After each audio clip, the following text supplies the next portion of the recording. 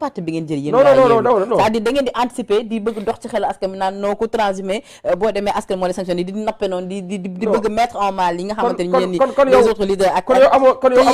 te yéen personnellement di maa ngi dégg dem ci kàddu sama xarit Déthié mu ne ñi ngi woo ñeneen ñëpp à savoir les Pape Djibril Fall ak ñeneen ñu ñëw ngir ñu mën a taxawal li nga xamante ni moo di opposition bu dëgër ba tey la nga wax entré en contradiction ak la boobu la bëgg waaw ci tënk mais dama bëggoon xam foofu tamit également nga c'est-à-dire ñaari question dama koy boole parce que temps bi dafa jeex te dañoo war a dugg ci au conseil des collectivités territoriales ak seen boycott bi dama bëgg rattacher ñaari laaj yi ci loolu également yéen seen leader Ousmane Sonko docteur Abdourahmane Diouf bu Yee Aar Sénégal nee na moom jàpp na ni lu waral tey gi ñoom ñu am defet sax kaddu yo Sonko yëkkati woon bokk na ci ba pare ngeen ñëw bëgg leen woo loolu xalaatam la ji nga loolu xalaatam la rek loolu xalaatam la mais dama ne sa leader tax mun tooñ di def lu ko saf ci campagne bi battre campagne wax lu ko saf mettre en mal ñi ak ñi ba gañewuñu tooñul loolu dinaa si ñëw sax en réalité mais brièvement waaw mais avant ma si ñëw nga may ma rek ma wax ne la dama la ñun teewuñu kenn tënkuñu kenn jamono ji xam nga mooy teewaate ak kan mooy tënkaate le peuple sénégalais doole bi dañoo ko yore dama ni peuple sénégalais di nga la démocratie c'est le gouvernement du peuple bu leen bëgg fonto ñu teg la ne dama la démocratie c'est le gouvernement du peuple par le peuple et pour le peuple di nga tey ji képp kuy def da nga jël yàlla jiital ko ak peut-être peuple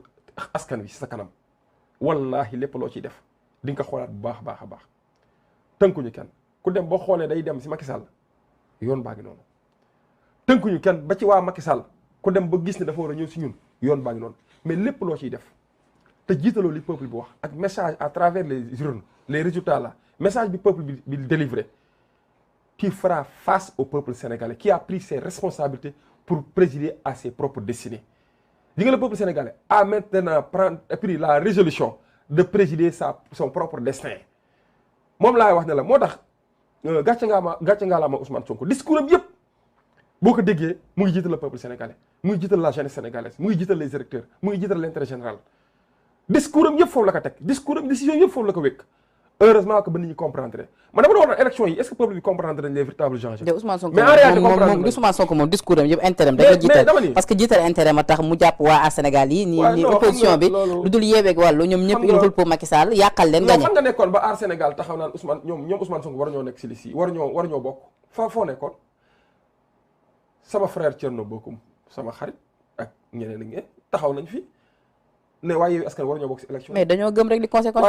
dañoo na ñëpp accepté dogal bi jóge ci conséquence taxaw ne la war a bokk si élection kooku sa adversaire la wala sa lan la jamono jam koy wax et pourtant ñun mosoo leen gis ñu tontu ci dañoo gis ne ñoom dañoo wax seen xalaat rek kon la loolu ngeen leen non dañoo gis ne dañoo wax seen xalaat loolu la leen Sonko guuxaloon xanaa tuddul turu kenn maintenant léegi nag c'est le moment l'occasion nag maintenant est là pour ñu won ni Ousmane Sonko la mu waxoon ñamu joxu ñoom bokkuñu si mais est-ce que loolu mu leen waxoon c'est-à-dire loolu desu seen xol yi tey ji ba bu ñu bëggoon peut-être ñëw sax booloo ak yéen gi ngeen taxaw li nga xamante ni moo di groupe parlementaire bu dëgg loolu est-ce que mënul des seen xol ba tax ñoom tamit ñu ñëg du ñu ñëw non dama ni parce que nag tuuma dafa metti de non dama ni am na ñu nga xam ne leen soo ko wax da leen metti man nekkuñu fi di wax ay def dans le sentimentalisme di wax ay lu neex nit ak lu naqari nit ñu nekkuñu fi ñu naan dañu fee nekk pour reetaanloo nit keeg pour merloo ko nekkuñu si loolu xam nga ngeen di wax lu ne lu leen saf non dama ni waaye waa Pastef non dama ni ñun dañoo gëm ni lépp lu ñu wax assumé ko am na fu ñu ko teg mënuma comprendre élection amagul nga taxaw ay nit nekk ay adversaire au pouvoir bi nga jàpp ne yow adversaire au pouvoir bi nga taxaw naa nit ñooñu nekk adversaire au pouvoir bi war ñoo bokk kon yow tu te dresses en adversaire de ces gens là. d'accord lu war a ngeen boycotté tu te dresses en adversaire léegi nag ñoom lañ waxoon je pense que assumé woon nañ ko mais tout ce est-il que rek ñu ngi woon ci jeu électoral élection yi passé na le peuple a livré son message nañu taire les rancunes les rancœurs nañu teer bépp xalaat boo xam te nii avec une forte dose d'émotion et de subjectivisme nañ ko teer te jéem a décortiquer le message du peuple d'accord mooy ñu comprendre ne peuple bi li mu joxe ñun ñëpp nag nekk si la ñu war a wékku te dama ni képp ku votel la coalition les serviteurs wala nga votel Aar Sénégal wala nga votel Bokk Gis Gis ba nga koy votel bu fekkoon pouvoir rek nga bëgg mu àndal vaut mieux nga dem votel pouvoir directement d'accord kon ñoom opposition lañ votel te yaakaar naa ni nag message bi le message est suffisamment clair pour ñooñu ñu bañ a perdre de vue les véritables aspirations de leur électeur. Alors maître les véritables aspirations de leur électeur mooy ñu qu'ils s'adressent en opposant en adversaire pour barrer la route au président Macky Sall sur une éventuelle troisième candidature pour un éventuel troisième mandat barrer la route à son entourage de voyous de bandits de voleurs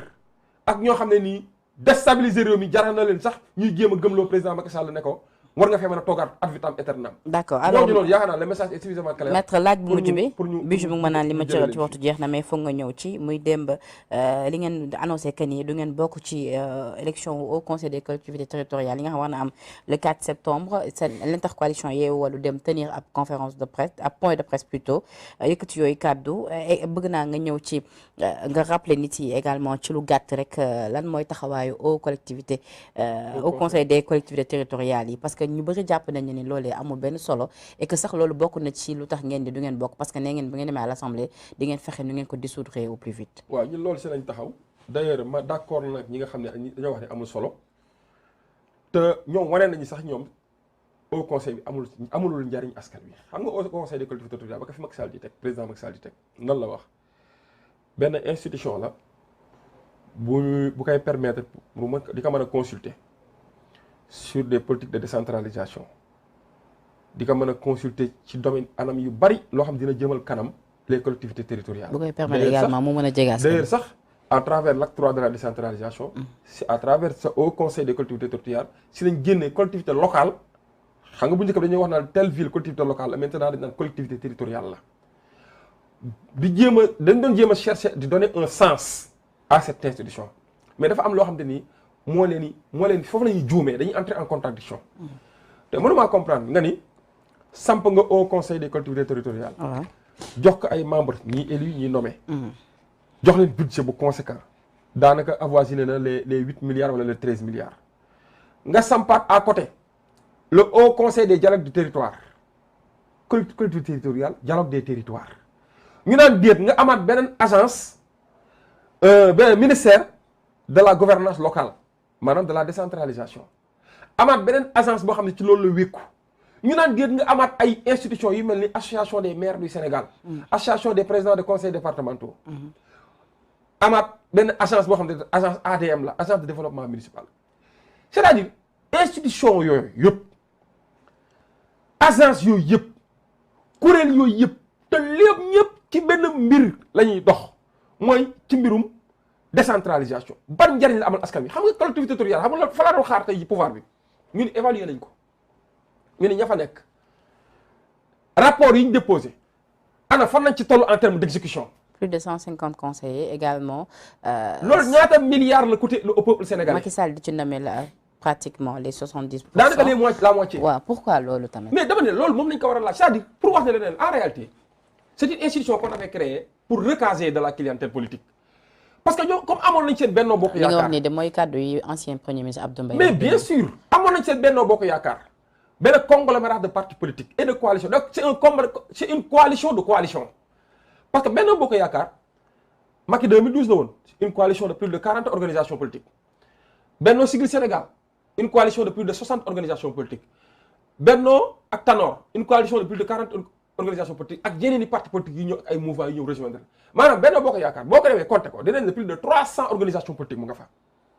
comme xamoon nañu gouvernement bi doyul parce que le nombre de ministres est limité xamoon nañu ni conseil assemblée nationale de doyul parce que le nombre de députés est limité xamoon nañu ni conseil économique social et environnemental doyul parce que le nombre est limité mais il fallait créer encore d'autres institutions. au conseil tamit également rang au député la ñu am wala. mais ñoom ñëpp rang au député nañ am daanaka. même traitement bi lañ am même avantage yi nañ am te laaj naa la ñoom ana ban njariñ lañ amal ak seen ñoom xamuñu sax lu ñuy liggéey lan la. également la campagne sera financée. mais franchement xam nga pour wax leen ne la gis nga. nañu bàyyi di fooy askan bi ji nga. si principe boobu nag nañ partir mooy lan. sa njëlbeen d'accord ñu ak institution bii ak yeneen i institution d'ailleurs ku mel ni le conseil économique social et environnemental ñu dañoo wax lu leer bu ñu ñëwee dañ koy supprimer parce que amalul njariñ askan wi. dirigé par la ñu fay def ci xaalis. mën nañ ko orienter ci yeneen i secteur soulager askan wi si seen i jooyante ak si seen i métti ak si seen i problème. loolu ngeen xam le rawatina mënd bi ñuy dund jamono ji ak cherté de la vie mais seen ñàkk participation ban conséquence la mun a wala du am conséquence xam nga amul benn conséquence d'ailleurs man participer si sax c'est insulter l'intelligence des Sénégalais te nag nee naa la jamono ji kuy respecté na nga respecté le peuple sénégalais. nee na gars yi nee nañ bokk leen parce que da ngeen sonn ci campagne yi bañ jógee ci locales yi 6 mois après ngeen dem législative mun leen bokkaat. xam nga bokk ci ay élections yoo xam ne c'est les conseils municipaux qui élisent loolu laajul campagne Ousmane Sonko conseil municipaux yaakaar naa toute la région de Ziguinchor moo fa ëpp ay conseils municipaux ñun waa PASTEF ñoo fa ëpp ay conseils municipaux waa Yewwi Askan Wi toute la région de Dakar fii ñoo fi ëpp ay conseils municipaux boo demee yeneen fu mel ni ay Diourbel wala ay Mbacké Thiès jamono yi ñoo fa ëpp ay conseils municipaux Tivaouane également Saint-Louis am bari na ci ay conseils municipaux dama ne bu fekkoon loolu da ciy kàmm loolu jarul sax di dépenser xaalis mais xam nga c'est sur le principe que nous ne sommes pas d'accord du ñu wax ne institution bi baaxul ci réew mi baaxul ci gafaga réew mi amalul njariñ askan wi ba pare di xëccoo di boo xante pour bokk ci institution boobu loolu c'est entré en contradiction avec notre propre discours loolu moo tax ñu ni principe bi nga xam ne moom lañ si nañ campé mooy bu kenn participer. mais ndax bu ngeen dooree suñu installé 14e législature bi ndax dissoudre li nga xamante ni moo di au conseil des cultures ndax dina yomb pour des franches pour dissoudre ces institutions inutiles superfétatoires et budgétivores conseil économique social et environnemental le HCCT le haut conseil des dialogues des territoires amaluñu njariñ askan wi ña fa nekk la bu ñu génnee boo leen déggee ba dégg leen ñu ngi déposé seen rapport ci président de la république demal nga xool ñaata rapport le président de la république jot rangé ko dans les oubliettes xam nga cinéma googu noonu ñu nekk ak tëb wërngal boobu ñu nekk ak peuple bi dafa doy. non non tëb wërngal nag yéen a ko nekk yéen déjà seen intercoalition bi sax ñëpp nee nañ sax loolu charte nday réew mi reconnaître ko intercoalition wala ñoo ko nga naan coalition c'est stratégique non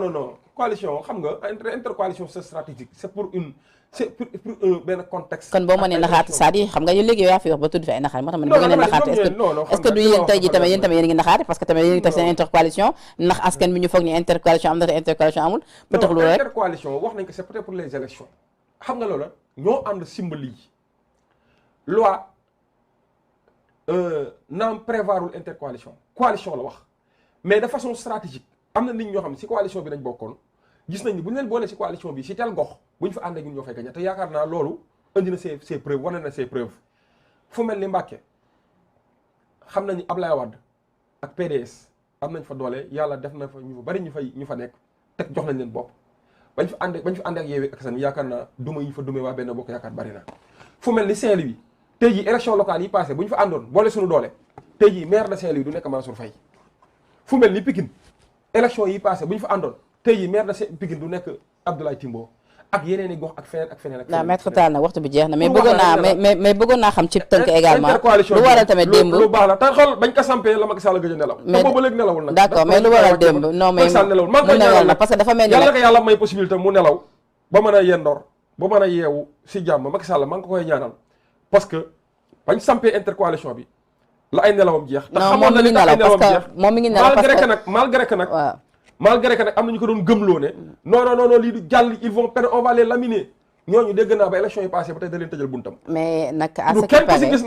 ce qui paraît mu ngi ne la ba yaana parce que moom si boppam personnellement jàpp na ni seen intercoalition boobu def fu sore parce que gis nañ déjà bi ngeen defee seen point de presse waa wàllu tamit ñoom dañoo def seen point de presse ñoom seen siège ñoom it di rappeler que ni am na ñaari député yu nga xamante ni ñu ngi ci ñoom et que mu ngi ci yow déjà xiroo bi tàmbalee xeeñ ñaar ba pare démb tamit également gis nañ ñu sa leader dafa boycotté li nga xamante ni moo di point de presse ñëwul Sonko ñëwul Aïda Mbodj ñëwul Khalifa Sall ñëwul les leaders ñëwuñu benn décc rek lañu yebal mu ñëw dama koy considérer sax dama ko considérer comme une affirmation dama koy considérer comme une interrogation dama koy considérer comme laaj man ma tontu la ci rek laaj la non laaj la waaw comme parce que boo ci defee affirmation non man damay laajte dama lay bàyyi peuple damay laajte non est-ce que Sonko commencé leen soofantal non kaay mool non en réalité il a beaucoup de respect pour mais Sonko du ay soofantal wala Sonko ñaata yoon la gisanteeg Ablaye Wade toog moom ci biir këram ñaata yoon la gisanteeg waa xanaa xamoo si élection locale yi on a failli même partir ensemble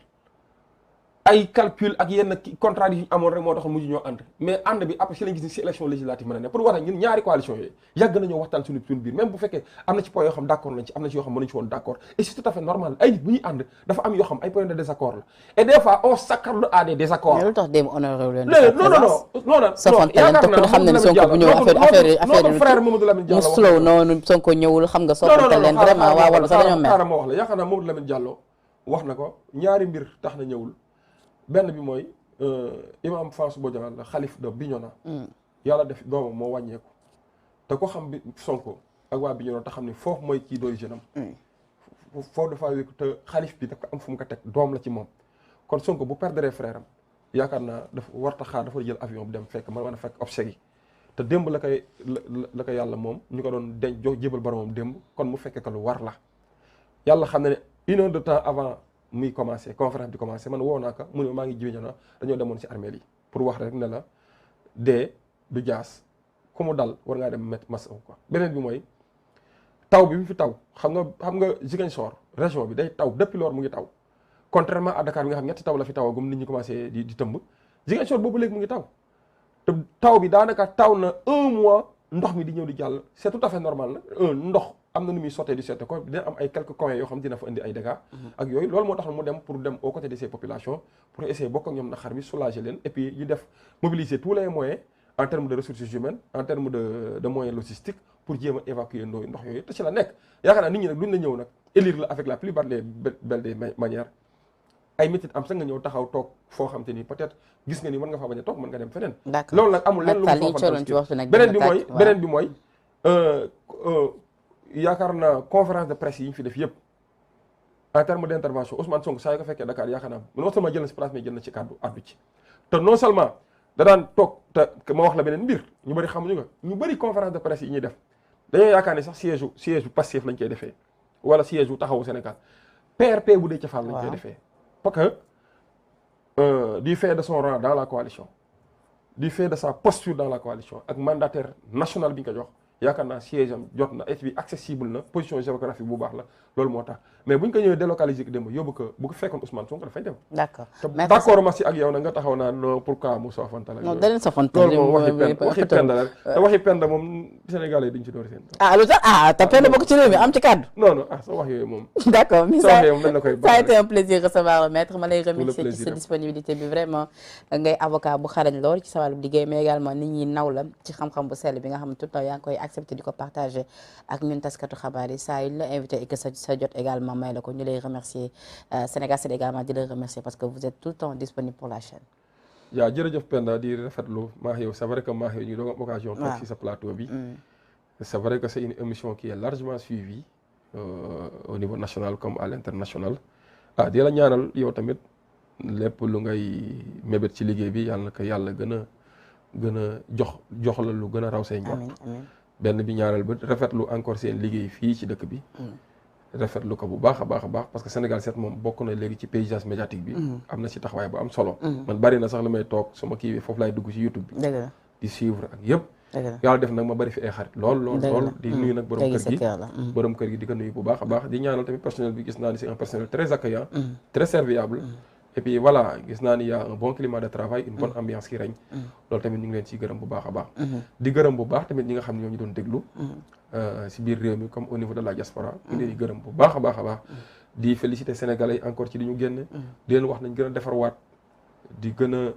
a joxante loxo parce que bari na ñu ngi ñëw nit ñi nga xam ne faroon nañ feneen ñu ngi ñëw di fëgg buntu yi ñoom ñëpp nañ leen accueillir avec responsabilité accueillir avec beaucoup d'empathie parce que Sénégal ñun ñëpp ko moom des fois du ma d'accord sax nit jóge fee rek ñëw rek ñu ni dafa transhumé déedéet je ne pense pas parce que un simple électeur wala un simple responsable politique à la base bu nekk ci beneen parti ñëw ne gis na ni situation bi nii la tourné vaut mieux mu rejoindre le peuple dans l'essentiel kooku bu ñëwee transhumé wul en réalité dafa ñëw rejoindre la bonne cause kon kooku war nañ ko xajal mu ñëw bu ñëwee ñu ànd bokk ak moom liggéey bi te bañ fay digg ay poste wala ñëw taxaw di xëccoo di bañ a jiital ay intérêt crypto personnel di jiital l'intérêt général man loolu laa gëm beneen bi nag benn message la bu may lancer président Macky Sall xam nga Macky Sall moom mooy le président du Sénégal. lancé wala tam benn message ci waa mafia kàcc ramassé nañ. waaw non franchement di ñaawlu jàpp bi ñu jàpp Ousmane Diagne Papito Kara di ñaawlu di wax ni en réalité c'est une détention illégale arbitraire ay nit yoo xam ne defuñu dara benn journal ñu taxaw naa dañoo détourner seen une alors que journal boobu taxaw fi yàq fi lu nekk ay di façon contre vérité bu nekk ñoom bind nañ ko ci Ousmane Sonko waa Pastef ñoo taxaw naa dañoo détourner seen une alors que am na un autre journal bu ñu wax dañoo détourner une am andi photo Ousmane Sonko ak si xar kanamu ñaaw mu def montage ak nit ku solul ay yére boobu journal procureur autosaisiru ci pour xool ñen ñoo ko def. mais quand même li ñu def ñu ko di à la légère ndax ñun taskatu xabaar te mënuñu def suñu liggéey mu waree ay xale jóge fee ñu def ko ma leeral la benn mbir journal enquête boobu ñu détourné woon une am ba def si photo Ousmane Sonko ak anim fan montage ak meleen keroon bu ñaaw xam nañ ñi ko def ay responsable benn bokk yaakaar te nee nañ sax kenn ki ko jiite si ñoom benn responsable politique bi bu dëkk Géejawaay wala bu dëkkoon Géejawaay transhumé nekk biir APR ba pare am biir poste sax fële sa caisse de dépôt et de consignation nee nañ moo nekk si kaw mbir moom yëpp def yu jëf yu ñaaw yooyu jëf yu salte yooyu te politique waroon na nekk benn affaire de gentleman waroon na nekk benn affaire boo xam nit ñi dañ koy def de façon la plus civilisée parce que bu gannaaw bu jeexee ñeneen ñëw au moins dinañ mën a ku si nekk di rendre la pièce de la monnaie loolu lañ gëmoon ne loolu mooy rapport politique. mais ñoom également xale yi li ñu def tamit kenn rafetlu ko. mais xale yi ku la wax xale ñoom ñoo ko def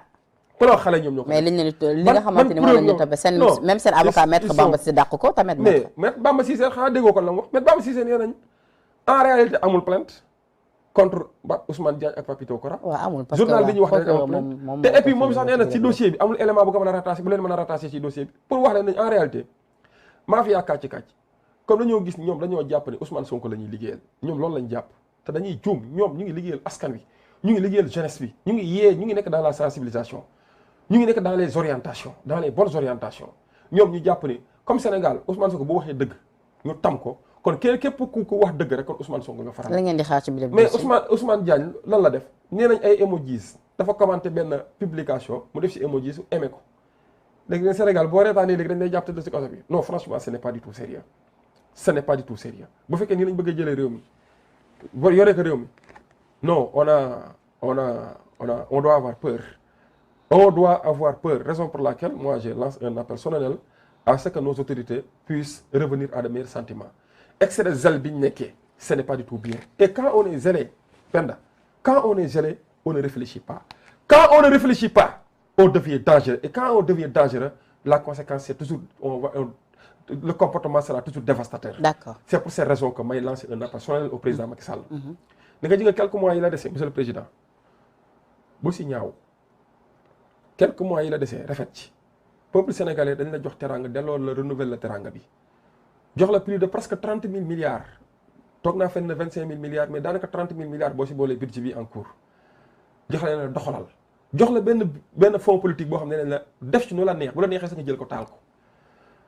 ñooñu dem nañ ba ni la nekkatul yow préparel nga dem ci ni mu gën a rafetee